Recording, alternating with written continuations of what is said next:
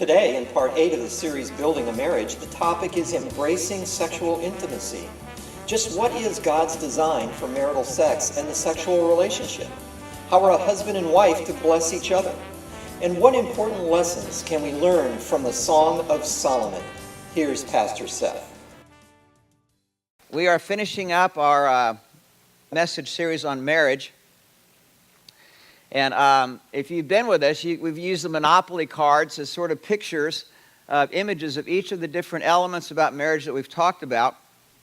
And we've had usually the one we're talking about today up on the stage, but we've gone ahead and put it up here as the last one. The physical intimacy, sexual intimacy, learning to delight in one another.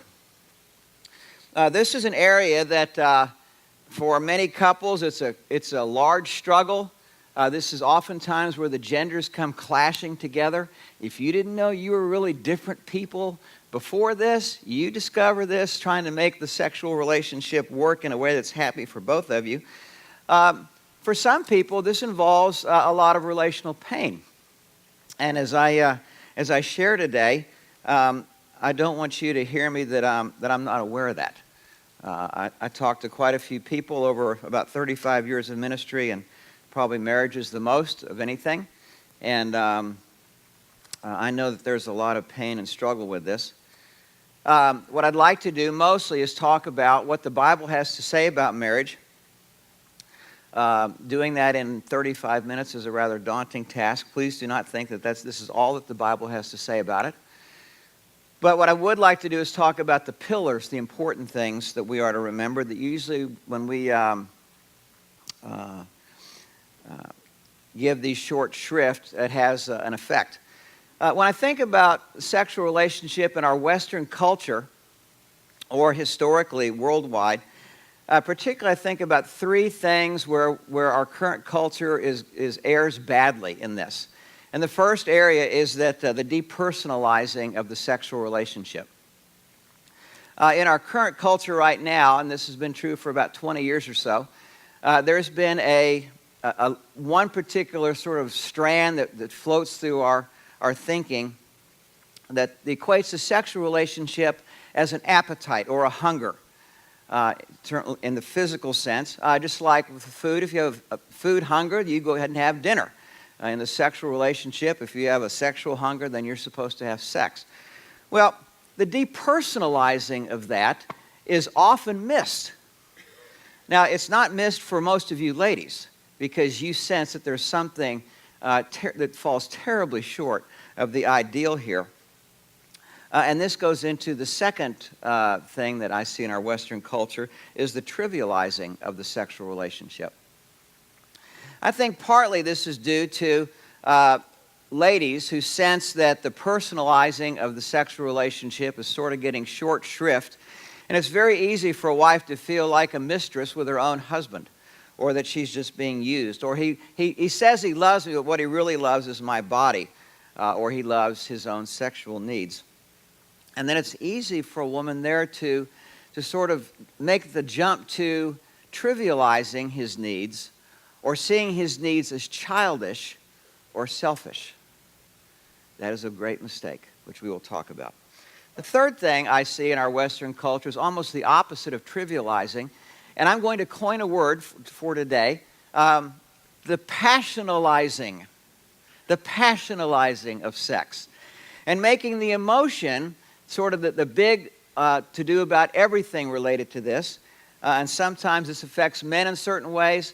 What I often hear among wives is the thing of, I'm just not in the mood, I just don't feel like it, as if that is the thing that the decision maker in terms of this relationship, is it makes sex about me. Now, guys have their own version of this, and both of these versions of it's really about my needs before your needs is something that God is trying to overcome. All right, so with that background, let's dive in. God's design for marital sex. The sexual relationship is to be a celebration of oneness. A celebration of oneness. By the way, I'm not going to say anything. I'm not going to take time to develop it takes a man and a woman, obviously, to make a baby. We talked about that in message number 1. I'm just going to assume that for today. A celebration of oneness, or a celebration of commitment. For this reason, a man shall leave his father and mother and be united to his wife, and the two shall become one flesh. Now, one of the things I really enjoy doing is I enjoy officiating at weddings, especially with people that I've known or I've had a chance to sit down with, and either as friends before they start the process or the beginning of the process. But the wedding itself is such an amazing thing, the celebration of it. You see it, I see it especially, and you see it when the bride and the groom are exchanging their vows. There's something magical going on there. And when they're exchanging their rings, and then when I say, I now pronounce you husband and wife, there's just magic in the room, not just with the couple, but in the room. The groom may kiss his bride, and you can almost sense this anticipation of the people. And then you have the kiss, and usually there's some amount of humor and laughter to it, a good humor and laughter. And then they turn, present to you for the first time Mr. and Mrs., and the music starts, and everybody usually just starts applauding wildly. And they stand up, standing ovation. It's a celebration. Now, why are we clapping loudly? We're not clapping loudly just because two people say they love each other. We're clapping loudly because two people have jumped off the high board at the pool. What they're saying is, we have just now closed every back door, every side window and back window in our relationship. I'm all in with you. And there's something in the hearts of the people where that resonates, where we desire a relationship like that, where somebody will make that kind of commitment. This kind of celebration of oneness, or as the writer says, becoming one flesh, is something along this line. In every way, legally, emotionally, physically, sexually, rationally, financially, morally, in every way, I'm all in with you. And then the other person is saying the same thing, I'm all in with you. There's something there of celebration. And on the wedding night, that is a picture of this commitment that I will not do this, what we're about to do, with anyone else. It's a picture of the commitment. It's the opposite of the depersonalizing of the sexual relationship. It is the epitome of the personalizing of the relationship, which is celebrated that night and then on the honeymoon. The second thing, the sexual relationship is driven by delighting and blessing the other. For this reason, a man shall leave his father and mother, be united to his wife. The two shall become one flesh. One of the things that you see in the first 2 chapters of Genesis is that Adam and Eve were naked and unashamed. What does that mean? Naked and unashamed is something that's typified on your wedding night and during the honeymoon and for all the years when you make love together. And what it means is something like we would say in our culture, I see you, warts and all, and still love you. I'm still in with you. I see your flaws. I see your weaknesses. I see the things that you would say are weaknesses. I remember hurts and pains that you've caused me, but I'm still in. And the other person is saying the same thing. I see you, warts and all. I see you with your weaknesses. I remember things you've done and the words you said that you surely regret. And we've asked each other's forgiveness for. But in spite of that, in spite of the nakedness of who we are personally, we know each other like nobody else. We abandon ourselves to each other. It's the epitome of acceptance. It's one thing to accept somebody that you barely know. That's nice. It's quite another thing to accept somebody you know really, really well. And it's quite another thing to be accepted by somebody that knows you really, really, really well. There's something of that delight that is expressed and pictured when a husband and wife make love. Now, for virtually every couple, the word delight means two very different things to a man and to a woman. It takes a while for us guys to learn that if a woman does not feel delighted in the living room or the kitchen, or in general, relationally or emotionally, there is not a chance in the world she's going to feel delighted in the bedroom. Now that seems so patently obvious to you ladies, but for us guys, that is not patently obvious when we begin marriage, for most of us. It takes us a while to learn that and to appreciate that and to see that we are very, very different creatures, which we talked about in the early weeks of our series, the need for corresponding gender, and then as we've looked at in the last 2 weeks, masculinity and femininity. And ladies, if also for delight, for your guy, delight for most men happens physically. And if that doesn't happen physically, then the emotional part and the relational part, it's very easy for a guy to wonder, does she really care about me? It's really the same thing. It's just very different arenas. And what happens oftentimes is we get stuck. We say, well, I'm not moving towards you emotionally until you have more concern about my physical or sexual needs. And it's easy for the woman to say, there's no way you're getting sex from me, buddy, until you become more personal in the relationship. We get stuck, we freeze, and things just slowly deteriorate. The life gets sucked out of our relationship.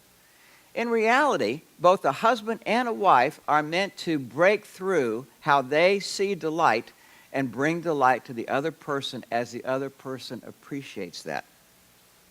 Delighting and blessing the other person, not just me. Third, an important means in deepening commitment. Sexual relationship is an important means in deepening commitment. The husband should fulfill his marital duty to his wife, and likewise the wife to her husband. When you hear the word should in the Bible, that usually has moral authority to it. This is not just a good idea. This has some weight to it. This has, think about this. Give yourself to this. This is important. The wife's body does not belong to her alone, but also to her husband. In the same way, the husband's body does not belong to him alone, but also to his wife. Now, in our culture today, 2,000 years after these verses were written, that seems very reasonable. But I often wonder when I think about these verses, what these verses must have meant 2,000 years ago in the world that lived then. The idea of the sexual relationship being egalitarian, where both a husband and wife have the same rights and needs for sex from one another. And even in 2,000 years later, in some parts of the world, and even in our Western world, you will still see a double standard regarding the sexual relationship. Oftentimes, I remember growing up, and you would hear things like, well, a man marries a woman to be the mother of his children, and later on has a mistress. And there was something sort of hanging in the air as if that's just, boys will be boys kind of thing. And Paul said, no. You err badly when you do that. There's something of an egalitarian here of both husband and wife, and where each are committed to one another and to no one else. On the inside of your handout, verse 5, Paul says, do not deprive each other except by mutual consent and for a time. Do not deprive each other except by mutual consent and for a time, so that you may devote yourselves to prayer, then come together again so that Satan will not tempt you because of your lack of self-control. Now, this is just an observation. I don't know if I can have a verse and reference that I can say to this, but I will tell you that in talking to, maybe 1,000 husbands over the years, there's something that goes on in the heart of a man when he's making love to his wife that's hard to put words to. But that is the place where most of the men I know and have talked to feel like you really care about me, you really love me, you're devoted to me, and at the same time, there's something that says, this is my girl. Now, you ladies, you wives, you probably may not even be aware of that because we're terrible at verbalizing those kinds of things. Even if we could put words to them, it would be hard for us to verbalize those things. But all I can tell you is there's something magical or mystical that happens in the heart where that happens nowhere else. And if a wife tends to trivialize the sexual relationship, then you do so at your own peril. As he says in verse 5, do not deprive each other except by mutual consent for a time, so that you may devote yourselves to prayer. Then come together again so that Satan will not tempt you because of your lack of self-control. Now, Paul is not saying that if a man, or in the case, a woman, strays, it's because of the other person. But what he is saying is, this is a little bit more complex than that. Two people play a role in this. This is important to remember. And he goes back to the first of this verse, do not deprive one another, except for one particular instance. Then the essence of the sexual relationship is giving more than getting. Giving more than getting. If you were with us in the early weeks of our marriage series, one of the things that God uses marriage for is sandpaper of a husband and a wife. And he's using the husband to sandpaper off the self-centeredness of the wife, and he's using the wife to sandpaper off the self-centeredness of the husband. And it should not be a surprise that this includes the sexual relationship. What does it mean to be more of a giver than a getter in this relationship? Again, the husband should fulfill his marital duty to his wife, but likewise the wife to her husband.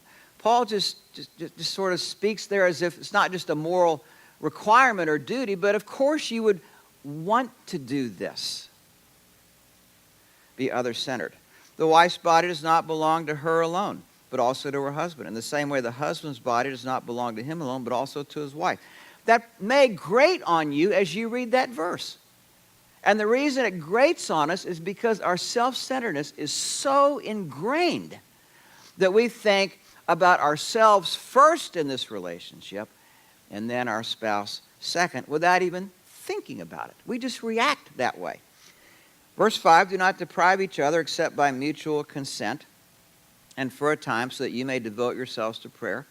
Come together again so that Satan will not tempt you because of your lack of self-control.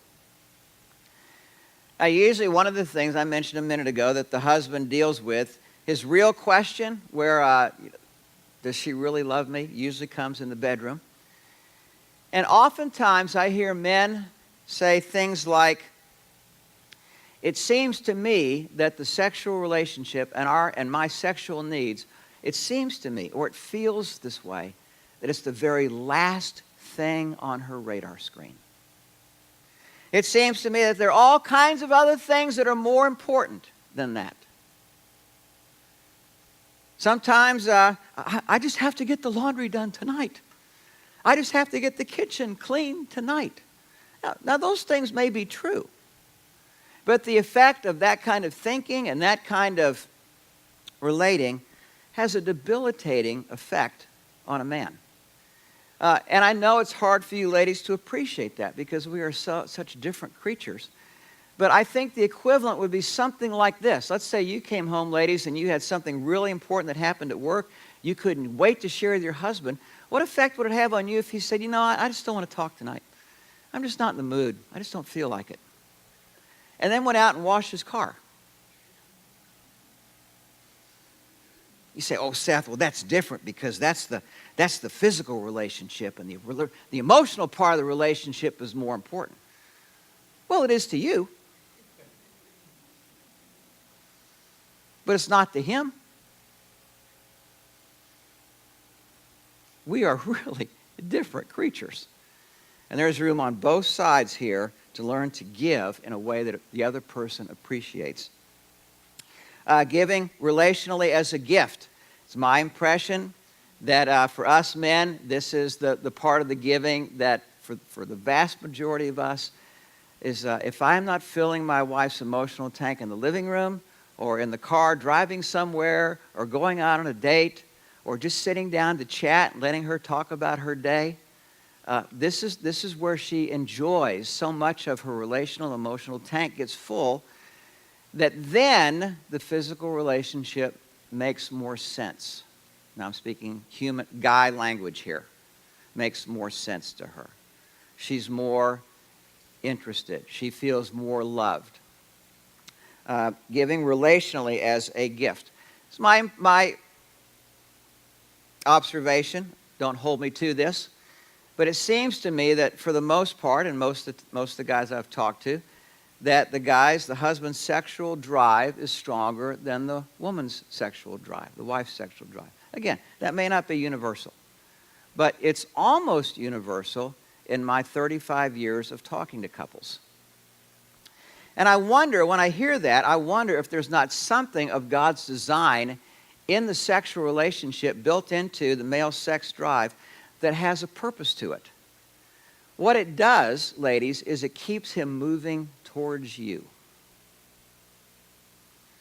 What we are tempted to do is, because we don't know really how to meet your emotional needs or relational needs, we tend to mess up, or it seems like you think we keep messing up on this.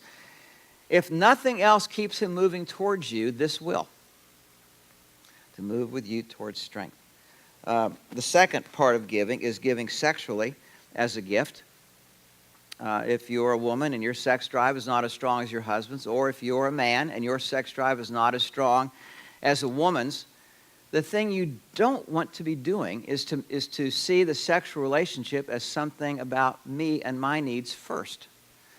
The sexual relationship is to be a gift. And it's really to be a gift either way, husband to wife and wife to husband. And this is very different. It goes back to what I mentioned about delight earlier. A man experiences delight through his physical senses, through his eyes, and through his touch predominantly. Now, generally speaking, you ladies experience love more through your emotional senses. That's not to say that, the other things aren't true, but what's predominant is very different approach here of what we appreciate, what brings delight, what the sexual relationship means to us. Now, the last thing I'd like to mention here is from the book of Song of Solomon. Right in the middle of the Bible is an amazing book. If you haven't read it, you might want to read it this afternoon, particularly if this is of interest to you. When you read a book, whenever you read any kind of book of the Bible, one of the ways that you interpret what you're about to read is what kind of literature is it? And if you're reading something like the book of Deuteronomy, you're thinking about moral commandments, and that's how you read it. If you're reading a book like Leviticus, you're reading ceremonial commands or ceremonial law that was given to the Old Testament people. If you're reading the history books like the Samuels and the Kings and Chronicles, you read those like you would read a history book. If you're reading a book like Revelation or Ezekiel, this is kind of allegorical out the caboodie. And you don't read that like you read history books. If you read a book like Proverbs, you read it as a book of wisdom literature. If you read the book of Psalms, you're reading songs, words put to music. You're reading lyrics to songs. But when you come to the book of the Song of Solomon, what you're really reading is poetry set to music. And what you're really reading is something even more wondrous than that. You're reading a whole bunch of love songs to one another. Husband to wife to young husband. It is an amazing passage. And as is true with so much of the Bible, we've read some of the verses that are pertinent in the earlier part of this message that are sort of didactic true statements. But the sense of the sexual relationship is really more than all the didactic statements you can put together. There's something of a sense of wonder that just didactic statements by their own, or even a pastor's words as he's trying to communicate this, are just not sufficient. There's just more wonder to this than I think a human being can put their finger on.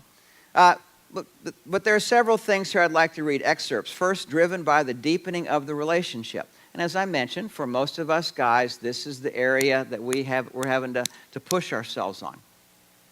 Song of Solomon 4, 1 through 7 are the words of the young husband to his young bride. How beautiful you are, my darling. Oh, how beautiful. Your words behind your veil are doves. Your hair is like a flock of goats descending from Mount Gilead. Some of these you may not want to use.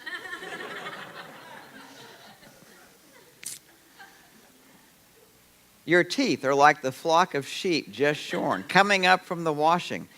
Each has its twin, not one of them is alone. In other words, she doesn't look like a jack-o'-lantern.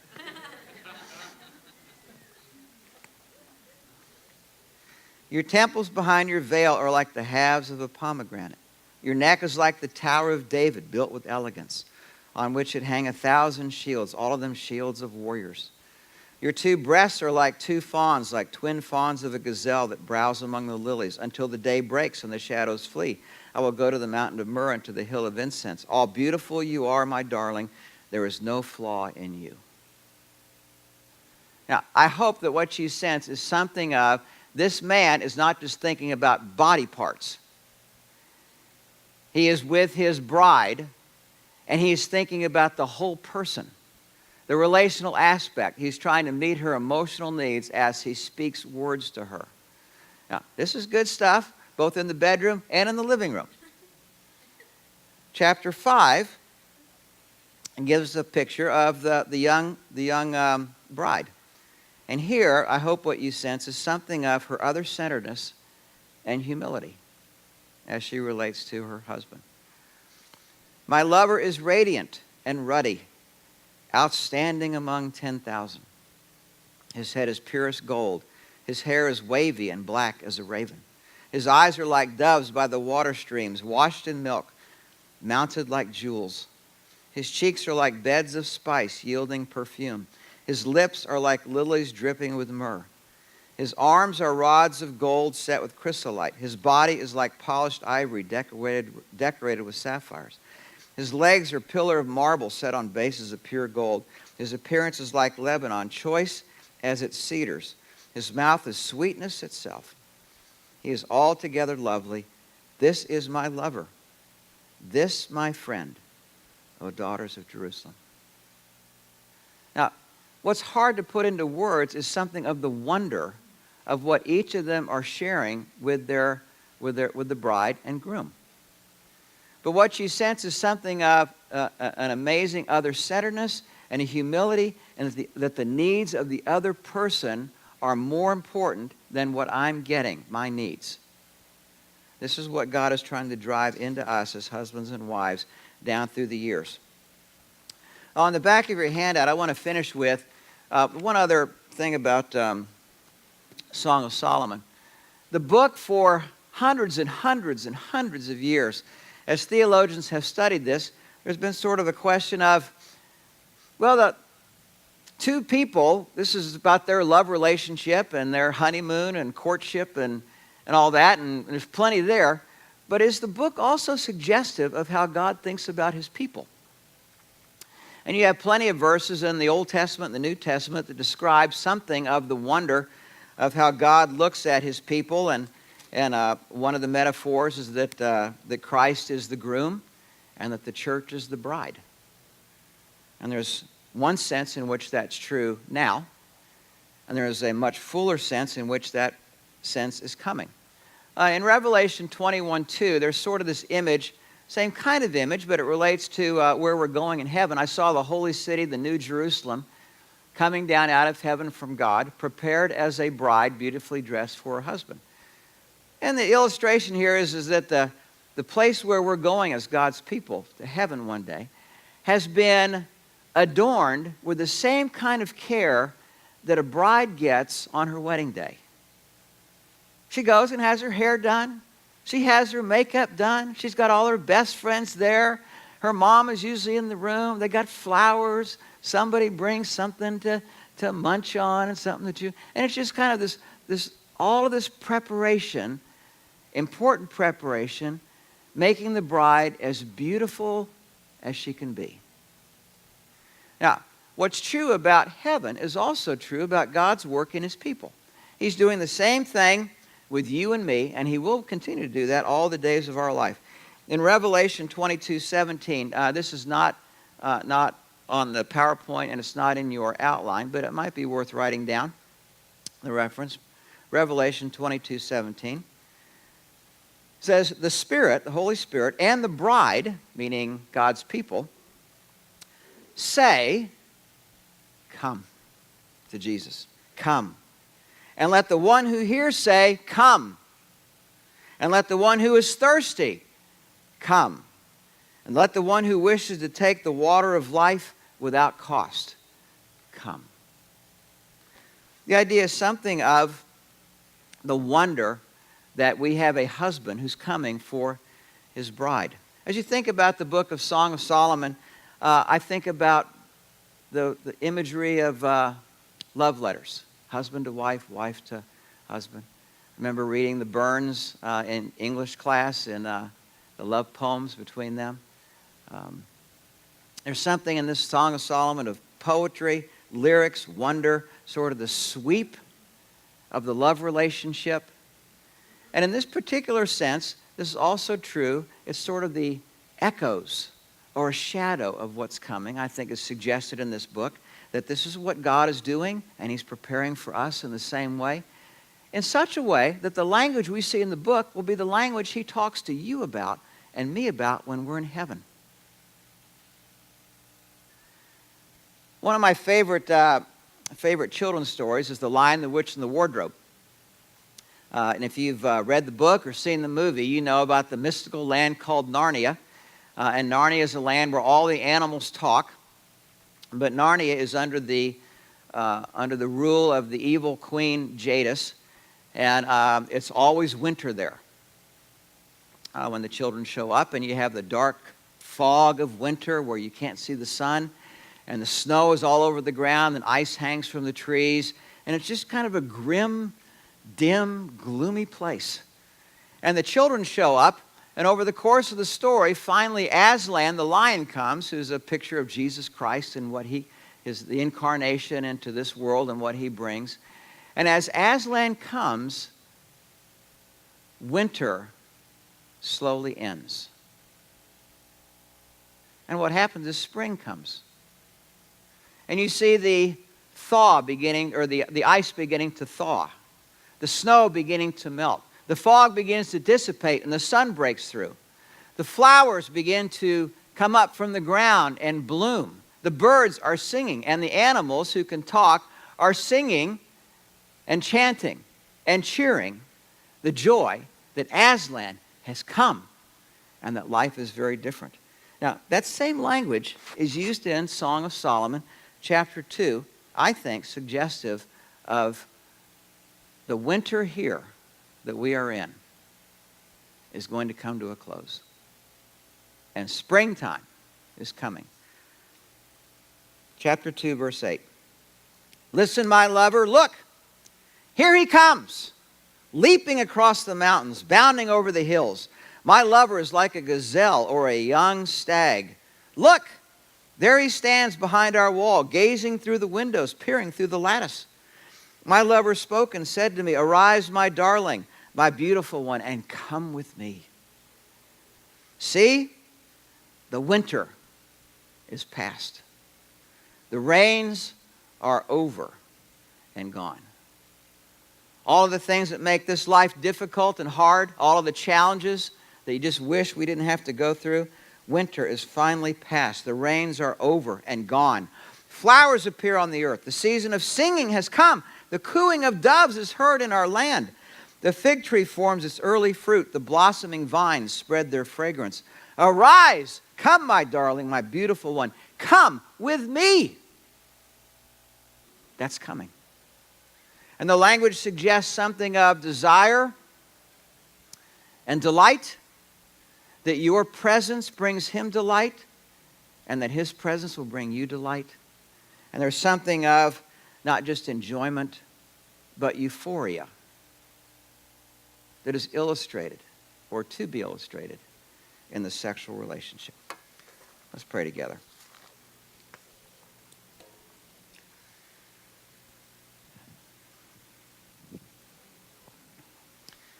Father, there is just so much wonder about this that we just ask you to speak to our hearts in whatever our need is.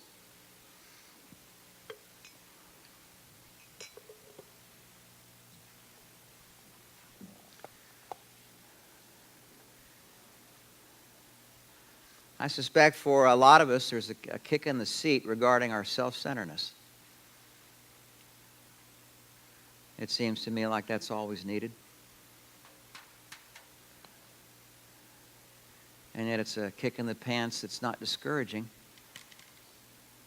We've had that kick in the pants before, and it's moved us in the right direction.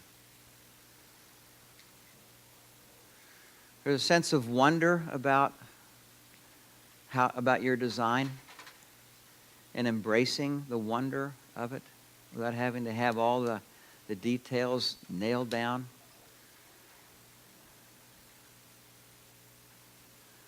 There's something of the wonder of the gift that you have given us and the gift that we have to give to our spouse.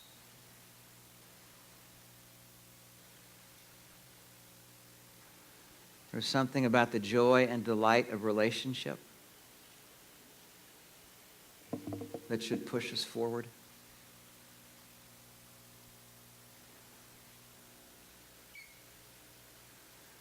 And lastly, Father, would you give us a fresh sense of what's coming in heaven? The kind of joy and delight that echoes in this chapter and in this book of Song of Solomon, that would deepen our hope, and that there would be something in us that would know with conviction the best is yet to come.